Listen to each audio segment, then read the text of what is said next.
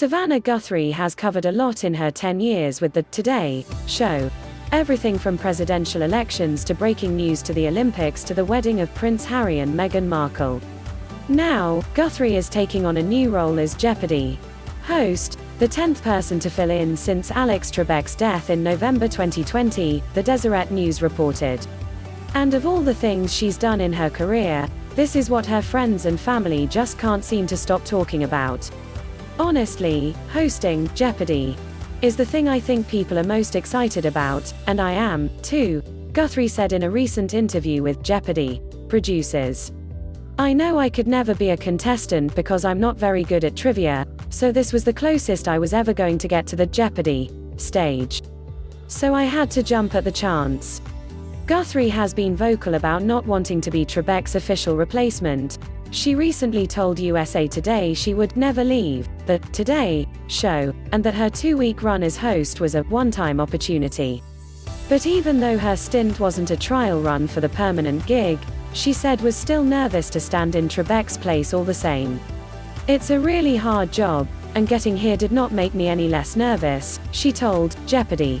Producers. The more I knew about what was required, the more nervous I was. For Guthrie, the most challenging aspect of hosting Jeopardy! Was the fast-paced nature of the game.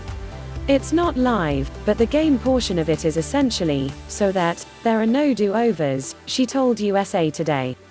You have to keep the game going, it goes really fast.